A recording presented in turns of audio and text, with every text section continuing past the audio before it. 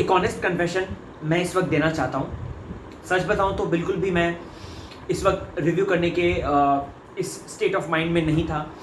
मुझे लग रहा था कि मैं इमोशंस के साथ इस तरीके से बह गया हूँ कि मुझे संभलने के लिए एटलीस्ट थोड़े घंटे चाहिए। But as you all know, क्योंकि ये मेरा फ़र्ज़ है, मेरा धर्म है और मुझे आप लोगों के सामने अपनी बातें रखनी है, अपना पक्ष रखना है, क्योंकि मुझे लगता है कि आप लोग भी मेरे से कनेक्टेड हैं और फील करते हैं कि मैं क्या फ़ील करता हूँ। और मुझे जिस तरीके से डीएम्स आते हैं या जिस तरीके से सोशल मीडिया में फैंस या जिस तरीके से लोग मेरे व्यू पॉइंट्स की सराहना करते हैं, तो मुझे एक रिलेशन नज़र आता है। और इस वक्त मैं एक्चुअली एक बहुत ही इमोशनल स्टेट ऑफ माइंड में हूँ और मुझे ऐसा लगता है कि न सिर्फ ये बिग बॉस के घर में ये दिन मुझे याद रहेगा, बल्कि इससे पहले सीज़न 13 में अगर आपको याद होगा, जब छपाक का टाइम था, उस दौरान लक्ष्मी जब आई थी और लक्ष्मी जी के आने के बाद एक खुलासे हुए थे। आज बिग बॉस ने उसको एक टास्क ही बना डाला।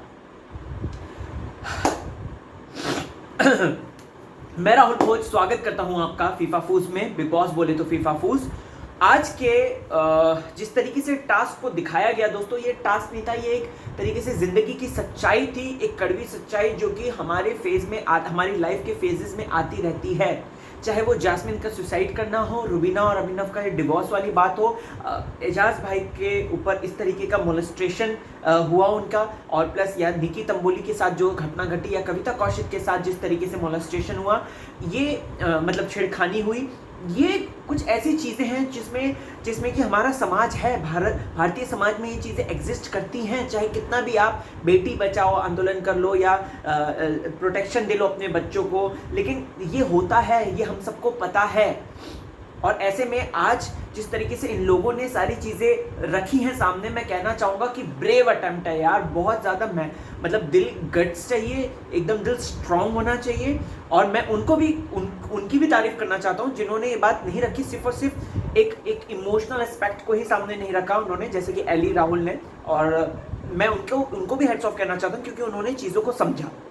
बट दोस्तों, इसके अलावा कुछ ऐसी चीज़ें आज हुई हैं जिनके बारे में मुझे डिस्कस करना बहुत ज़रूरी है, जहाँ पर पता चल रहा है कि कौन लोग कनिंग तरीके से आगे बढ़ रहे हैं, कौन लोग दोस्ती की दुआएं दे देकर दूसरों के ऊपर इल्ज़ाम लगा रहे हैं। प्लस दोस्तों, मुझे ये भी बताना है कि आज इतने सारे जो हमने स्टोरीज सुनी, उन स्टोरीज में कुछ ऐसी स्टोरीज थी जिन्हें आप आसानी से पकड़ सकते थे। मैं बिल्कुल भी इस पर अपना ऐसा नहीं कहना चाहता, कटाक्ष करता हूँ, लेकिन मैं कुछ प्रूफ, कुछ बातें रखना चाहता हूँ, तो ध्यान से सुनिएगा। मैं राहुल भोज स्वागत करता हूँ आपका फीफा फूज में। आई गेस ये हो गया था दोबारा, सॉरी अगर दोबारा हो गया तो माफ़ कर देना। हाँ, तो दोस्तों सबसे पहले रुबीना दिलायक और अभिनव की हमें स्टोरी पता चलती है, and that story was literally मतलब ऐसा लगा कि आत्मा निकल गई, मतलब ऐसा लगा सीरियसली आत्मा निकल गई, और ऐसा लगा कि हम रुबीना के पेन के साथ जो है कहीं ना कहीं हम जुड़ गए। मेरे आंसू निकलने लगे थे। As you guys all know कि I am very emotional in terms of this.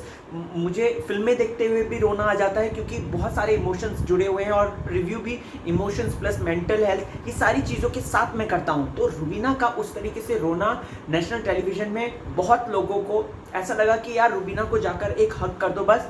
लेकिन मैं कहना चाहता हूँ, Rubina sweetheart, you have to be very strong, you have to be very much adamant. आपको अपना रिलेशनशिप अब बचाना ही है, चाहे कुछ भी हो जाए, क्योंकि हैशटैग रुबीना फॉरएवर है, वो थे, हैं और रहेंगे। अभिनव इतना स्ट्रॉन्ग बंदा दिखता है, इतना स्ट्रांगली, इतना मैच्योरिटी के साथ बिहेव करता है, लेकिन आज उसके भी आंसू निकले क्योंकि उसको भी यही बात का पछतावा है कि आखिरकार हम इस कैसी स्टेट ऑफ माइंड में चले गए कि हम डिवोर्स तक पहुंच गए। दोस्तों, आपको बताना चाहता हूँ, ये जो लॉकडाउन हुआ था, इसकी वजह से सबसे ज़्यादा डोमेस्टिक वायलेंस और सबसे ज़्यादा जो है तलाक, इनके बहुत सारे केसेस आने लगे हैं। बड़े से बड़े लोगों के तलाक हुए हैं दोस्तों, बड़े से बड़े लोगों का ब्रेकअप हुआ है, बड़े सेलिब्रिटीज़ ले लीजिए, वो तक इसकी रडार में आए हैं। डोमेस्टिक वायलेंस बढ़ी है। ये सिर्फ और सिर्फ लॉकडाउन के नेगेटिव इफेक्ट्स हैं दोस्तों। यस, मैं आपको बताना चाहता हूँ, और उन्हीं का शिकार यहाँ पर रुबीना और अभिनव भी हुए हैं। यहाँ पर मैं पहले इमोशनल पॉइंट सारे रखूँगा, उसके बाद जाके उनको मैं कुछ डिकोड करूँगा। दोस्तों, आप भी ध्यान से सुनिएगा, जो कि बहुत ज़्यादा ज़रूरी है। उसके बाद हम देखते हैं कि किस तरीके से रुबीना अभिनव जो है वो अपनी बातों को रखते हैं और वो एकदम साइड हो जाते हैं। रुबीना अभिनव बिल्कुल भी बात करने के आज लायक नहीं थे, वो मूड में नहीं थे। मैं एक बात बिग बॉस से बस कहना चाहता हूँ कि बिग बॉस वाई टीआरपी के लिए किसी सेलिब्रिटी की पर्सनल लाइफ को इतना खरीद देना क्या ज़रूरी है? क्या एजाज खान के साथ मोलेस्टेशन हुआ था? ये बात कहीं ना कहीं चूकती है यार, कहीं ना कहीं चूकती है। और ये सिर्फ और सिर्फ मुझे ऐसा लगा कि जैसे टीआरपी को एक्टिवेट करें, क्योंकि कल से हम लोग यही सारे प्रोमोज देख रहे हैं कि एजाज खान अपना रहस्य खोल रहे हैं, हम लोग देख रहे हैं रुबीना अपने तलाक की बात कर रही है, तो ये कल से प्रोमो बन गया है। मच ट्राई आप देख लीजिएगा, आज का सबसे ज्यादा टीआरपी के मामले में ऊपर गया होगा, जो टीआरपी चार्ट है उसमें ऊपर गया होगा big boss, just because of this.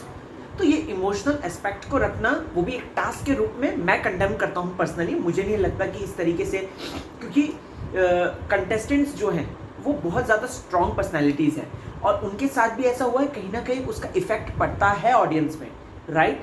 तो देखिए, ये मेरा पर्सपेक्टिव है, आपका क्या पर्सपेक्टिव है मुझे नहीं पता है। अब उसके लिए आपको क्या करना है कि कमेंट सेक्शन में जाके कमेंट अवश्य करना है। फिर उसके बाद आते हैं एजाज खान। बाप रे बाप, एजाज खान की बात सुन के ना, मुझे सच कह रहा हूँ कि मेरी एक फ्रेंड है, उनकी बात आ गई। सेम जैसा एजाज भाई के साथ हुआ था चीज़ें, या जो भी हुई थी, मेरी फ्रेंड के साथ भी इस तरीके की चीज़ें उसने मुझसे शेयर की थी। And I literally cried at that time, क्योंकि वो उसके सगे भाई की तरफ से ही कुछ चीज़ें हुई थी, यू नो। तो यहाँ पर मैं कहना चाहता हूँ दोस्तों, ये होता है, इंडिया में एग्जिस्ट करती हैं, इंडिया में इस तरीके की बातें हैं। और इस पर एक प्रॉपर बुक भी बनी है, पिंकी वीरानी की बिटर चॉकलेट, जो कि चाइल्ड मोलेस्टेशन के ऊपर बेस्ड है पूरी तरीके से। जहाँ पर ये जो मोलेस्टेशन होता है, आप एक बात ध्यान से सुनिएगा, ये जो मोलेस्टेशन होता है ये कोई बाहर वाला नहीं करता है, ये परिवार के लोग ही कोई ना कोई होते हैं जो उसमें इन्वॉल्व होते हैं, जो कि अपने ही करके जाते हैं। जी हाँ, कोई ताऊ का बेटा, चाचा का बेटा, अंकल, नाना, ये सब, मैं किसी को कैटेगराइज नहीं कर रहा हूँ, तो please don't take me wrong, but ये होता है। और पिंकी वीरानी की बिटर चॉकलेट में भी इन सारी बातों का जिक्र है, और आप डेटा भी पढ़ लेंगे, क्योंकि I was active towards this activism also, so I know the proper facts and figures. और मैं खुद दिल से चाहता हूँ कि इंडिया से इस तरीके से जो बाल शोषण होता है, इनफैक्ट लड़के भी सुरक्षित नहीं हैं। जी हाँ, उन्हें सोडोमाइज किया जाता है, लड़के भी सुरक्षित नहीं हैं। लड़कियाँ तो वैसे ही, छोटी बच्चियां तो वैसे ही, दोस्तों आप खबर तो पढ़ते ही होंगे, लेकिन इस तरीके से होती हैं चीज़ें। और एजाज भाई ने आज ये बोला, बहुत स्ट्रॉन्ग तरीके से बोला, and very well done Ejaz भाई। लिटरली आपने एक रिस्पेक्ट हमारे दिल में बना ली। और आज हमें पता चला कि ये बंदा अगर इतना टची रहता है, या ये बंदा अगर इतना ज़्यादा जो है थोड़ा सा कट के रहता है, उसके पीछे रीज़न क्या है। और संदीप सिक्चर ने भी ये बात बोली थी दोस्तों, अगर आपको याद होगा तो, क्योंकि आज के एपिसोड में वो भी डिस्कस किया गया। वहीं दोस्तों इसके बाद हम देखते हैं कि पोल हो रहा है कि किसका ज़्यादा है किसका कम है, ये वाली बात है, ठीक है। मैं अभी यहाँ पे इसके बीच की बिल्कुल डिटेलिंग में नहीं जा रहा हूँ, क्योंकि बिल्कुल डिटेलिंग में जाऊँगा ना, मैं सच कह रहा हूँ, एक एक की पोल खोलने वाला हूँ मैं, ठीक है। ध्यान से सुनिएगा, वो मैं अभी ये सारे डिस्कशन करने के बाद करूँगा। अभिनव का आया, अभिनव का फेस दोस्तों, वो फेस ऐसा है जो कि हर एक व्यक्ति की ज़िंदगी में आता है, मेरी भी ज़िंदगी में भी आया है। डिप्रेशन, जब 10+2 के बाद एक बड़े कॉलेज के लिए मैंने एग्जामिनेशन दिया था, उसमें नहीं हो पाया था। इवन मैं रातों तक सो नहीं पाता था, क्योंकि मैं उस रिज़ल्ट में पास नहीं हो पाया था, और मुझे उसके चक्कर में बुखार रहता था, and I was literally worried, बहुत ज़्यादा अपसेट रहता था, बहुत ज़्यादा ट्रॉमा में था। लेकिन फिर उसके बाद इवेंचुअली कुछ अच्छी चीज़ हुई मेरी लाइफ में, तो आई जस्ट मूव ऑन। तो वो सबके साथ होता है, तो I could relate with that. तो अभिनव का तो यहाँ पे सॉर्ट आउट हो गया, ठीक है। फिर उसके बाद जास्मिन का आया। बाप रे बाप, इतना बड़ा कदम उठाने वाली थी लड़की। आई यू लाइक सीरियस, मतलब ठीक है यार, आप फेल हो रहे, लेकिन जास्मिन ये गलत था आपको नहीं करना चाहिए था ऐसा। एंड अच्छा है कि अभी आप जो है एक नई ज़िंदगी जी रही हैं, एक बहुत अच्छी ज़िंदगी जी रही हैं। आप टेलीविज़न पे इतना अच्छा काम कर रही हैं, खतरों के खिलाड़ी में आपने इतना अच्छा काम किया, नागिन में इतना अच्छा काम किया, बिग बॉस में एक अलग तरीके से खेल रही हैं आप, तो ये अच्छी बात है। आज हम जास्मिन 2.0 को देखते हैं, जो कि ईश्वर ने बचा ली, अगर देखा जाए तो, क्योंकि अदरवाइज़ अगर वो बातें सच होती, मतलब कि अगर वो हो जाता, तो आज जास्मिन हमारे बीच नहीं रहती। लेकिन अच्छा है, क्योंकि भगवान को हमारे सामने उनको रखना था। फिर उसके बाद दोस्तों हम लोग देखते हैं निकी तंबोली को। निकी तंबोली की जो बातें थी, जो चीज़ें, जो सर्कमस्टेंसेस आई दोस्तों, वो ऑनेस्टली स्पीकिंग मैं आपको बताना चाहता हूँ, वो सिर्फ और सिर्फ मुझे कहीं ना कहीं निकी की बेवकूफ़ी लगी। वो कोई डीप डार्क सीक्रेट नहीं लगा मुझे। I don't know what you all guys are thinking, but I am just being honest. मुझे ऐसा लगा कि वो निकी की बेवकूफ़ी थी उस वक्त की, जब उसने जो है बेवकूफ़ी में आकर जो है इस तरीके से अपना दे दिया। ठीक है, शी वॉज ओनली जस्ट 19, वो डर गई होगी वगैरह वगैरह सारी बातें, बट मुझे ये कहना है कि कहीं ना कहीं निकी का वो ऐसा कोई डार्क डीप सीक्रेट नहीं था। वो सिर्फ और सिर्फ एक लिटिल सी उसकी बेवकूफ़ी थी, नादानी। वो लड़कपन में जो होती है ना जो, तो वो कहीं ना कहीं वो नादानी थी। फिर उसके बाद दोस्तों कविता कौशिक की बात करते हैं। खुदा ना खास्ता कभी भी किसी भी महिला को या बच्ची को, किसी छोटी बच्ची को या बड़ी बच्ची को इस तरीके की चीज़ें हो दोस्तों, और उसकी खुद माता जी ही उस बात का बिलीव नहीं कर रहे हैं, क्योंकि माँ सहेली होती है बेटी की ये बात हम अक्सर सुनते हुए आए हैं दोस्तों। तो ऐसे में किसी भी लड़की के साथ ऐसा ना हो, मैं तो यही प्रे करूँगा भगवान से। और यस यस यस, आगे बढ़ते हैं दोस्तों। और सबसे पहले अब मैं थोड़ा सा स्ट्रॉन्ग बनता हूँ, क्योंकि सिर्फ इमोशनल रिव्यू नहीं हो सकता, स्ट्रॉन्ग पॉइंट भी उठाने पड़ेंगे मुझे, जिनको लेकर मैं बहुत ही ज़्यादा आज चुभन फील कर रहा हूँ, लिटरली चुभन। सबसे पहली और इम्पॉर्टेंट बात, एली गोनी के बारे में डिस्कस करना है। एली गोनी ने वीकेंड के वार को अच्छी तरीके से घोट मार के, वो कहते हैं ना समरी बना के पी लिया है, और इसी वजह से एली जो है अब देखिए आप कितना पॉजिटिव दिख रहा है। वीकेंड का वार होता है, रुबीना की जम के तारीफें होती हैं, और हम सबको पता है दोस्तों उसके बाद मैंने जैसा कि आपको बताया था कि रुबीना पर गैंग अप होंगे, जो कि हमने कल के दिन देखा था। लेकिन यहाँ पर मुझे एली को लेकर कहना है कि वो गैंग अप नहीं हो रहा है, अब वो गुड बुक्स में जा रहा है। जी हाँ, एली जिस तरीके से बातें रखता है, उसने साफ बोल दिया यार ऐसा मेरे साथ कुछ हुआ ही नहीं तो मैं क्यों बोलूं, ये जो टास्क है ऐसा मेरे साथ कुछ हुआ ही नहीं तो मैं क्यों जबरदस्ती बोलूं, क्योंकि वेरी वाइज डिसीजन। और यही सेम राहुल का भी था, वेरी वाइज डिसीजन। और राहुल का आज जो रोना था वो दिल से रोना लगा था मुझे, एंड लिटरली राहुल ने भी समझदारी का काम किया, लिटरली बहुत अच्छा लगा मुझे। एली गोनी यहाँ पर जैस्मिन को लेकर हमें हाथ नहीं मिला रहा है, वो साफ बोल रहा है कि भैया जैस्मिन तुम में और रुबीना में जो ईगो क्लैशेस हो रहे हैं, ईगो प्रॉब्लम आ रही है, इसकी वजह से हो रहा है ये सब। मैं यहाँ पर कहना चाहूंगा कि यहाँ पर ईगो क्लैशेस सिर्फ और सिर्फ रुबीना या जैस्मिन में नहीं, सिर्फ जैस्मिन में ईगो क्लैश है।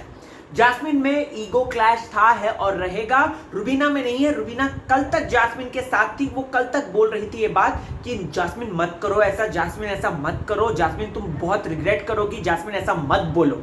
वो आज भी अपनी दोस्ती बचाना चाह रही है।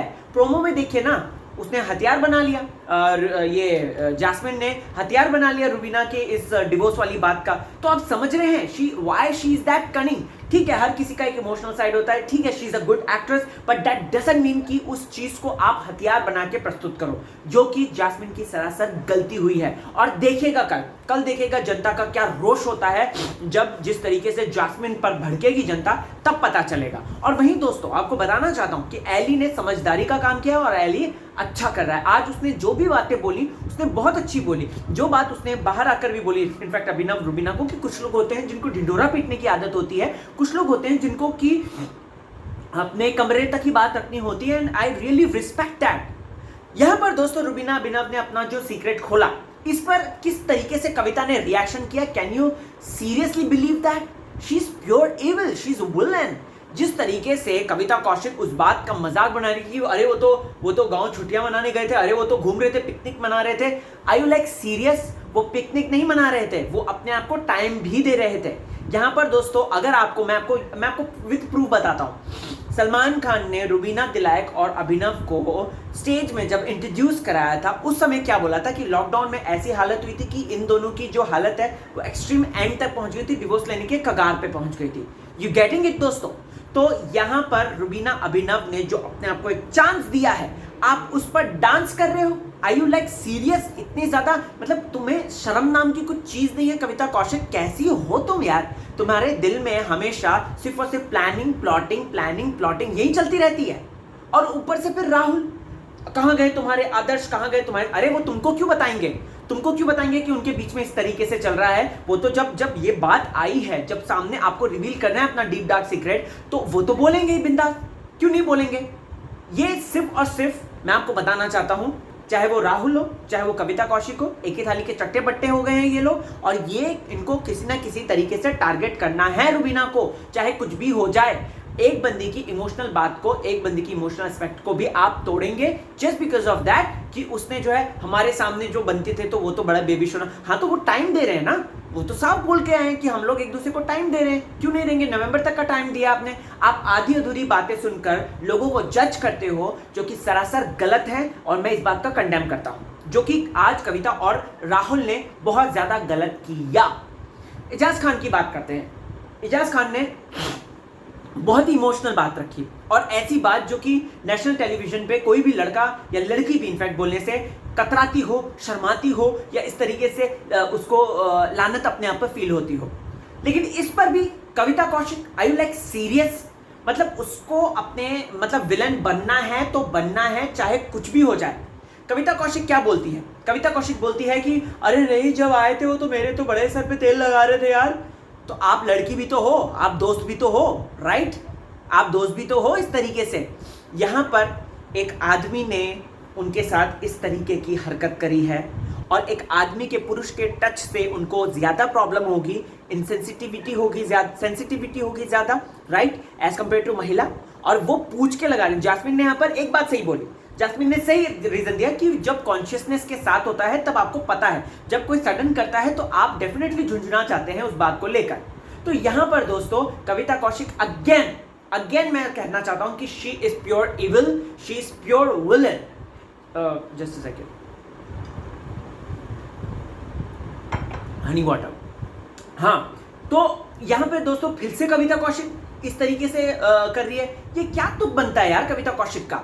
उसके बाद दोस्तों अभिनव शुक्ला का आता है। अभिनव शुक्ला का ठीक है, वो मैं ये कहना चाहूंगा, देखो डिप्रेशन का हर किसी को टाइम आता है, ये कोई इतना बड़ा डार्क सीक्रेट नहीं होता है। मुझे लगता है सिर्फ और सिर्फ डिप्रेशन को एक डिप्रेशन का एक धंधा बन गया है अगर देखा जाए तो। सोशल मीडिया पे अगर मैं बात करूं दोस्तों, सुशांत सिंह राजपूत किस तरीके से उन पे डिप्रेशन की थ्योरीज लगा लगा के दर्शकों के सामने परोसी जाती थी। और आपको तो पता ही है कि किस तरीके से कुछ सेलिब्रिटीज डिप्रेशन को प्रमोट कर रहे थे कि सुशांत डिप्रेस था। कहाँ था वो डिप्रेस? वो तो बिल्कुल भी डिप्रेस नहीं था। उसके डायरेक्टर ने बोला, उसके सब लोगों ने बोला, कोई भी डिप्रेशन में नहीं था।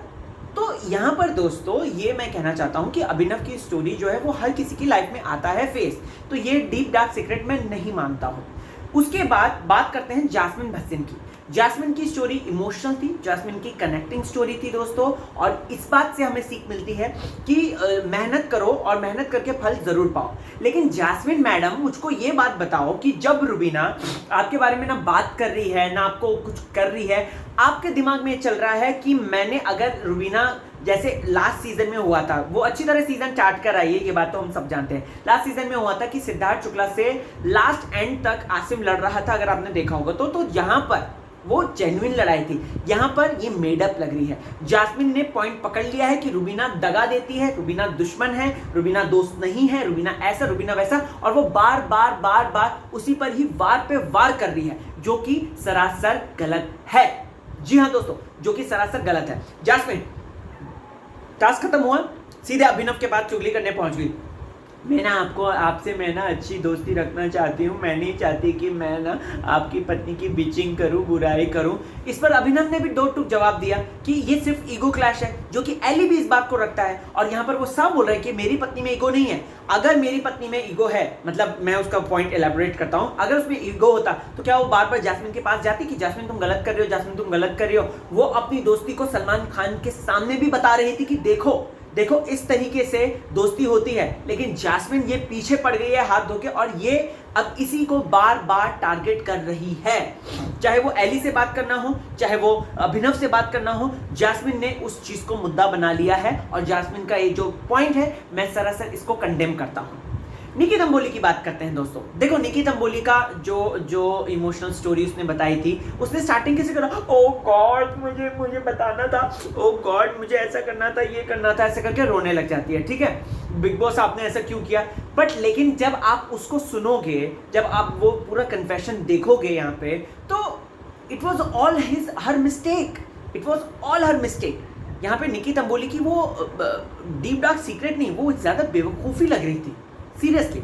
और यहाँ पर एक फनी बात सुनिए, निकी तंबोली ने यहाँ पर, निकी तंबोली कविता कहती है कि तेरा जो भी सीक्रेट है तू बता दे, अगर फाड़ होगा तो हम तेरे को सपोर्ट करेंगे, राहुल भी तेरे को सपोर्ट करेगा, मैं भी करूँगी, ठीक है। अब यहाँ पर कविता कौशिक कहती है कि मैं निकी तंबोली को सपोर्ट करती हूँ क्योंकि ऐसा सेम मेरे साथ हुआ था हॉस्टल में, मेरे को बुलिंग होती थी, ये होती थी, वो होती, मैं उसको फाड़ के निकली, ये निकला, वो निकला, ठीक है, उसने बोला। और पहले वो मैडम मना कर रही थी कि मैम मेरे पास कोई नहीं है, मेरे पास कोई नहीं है सीक्रेट, ओके।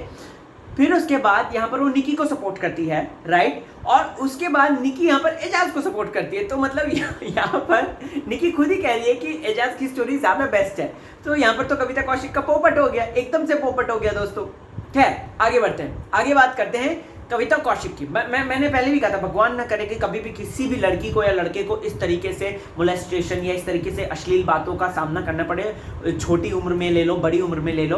बट एक चीज दिमाग में मेरे पॉइंट घूम रहा है कि ये क्या कविता कौशिक की एक सोची समझी प्लानिंग तो नहीं हो सकती? We all know that she is very good actress, we all know that, right. देखिए इस पे प्लीज बिल्कुल भी जजमेंटल मत होइएगा, ये जस्ट मैं अदर एस्पेक्ट बता रहा हूँ। हमको पता है कि एजाज भाई ने सबसे बड़ा मुद्दा रखा था जो कि चाइल्ड मोलेस्टेशन का था, चाइल्ड अब्यूज का था। उससे बड़ा मुद्दा कोई हो ही नहीं सकता है अनटिल एंड अनलेस किसी के साथ फोर्सफुली कुछ एक्ट हुआ हो, राइट, क्रिमिनल एक्ट हुआ हो। तो यहाँ पर कविता कौशिक ने सबका सुन लिया।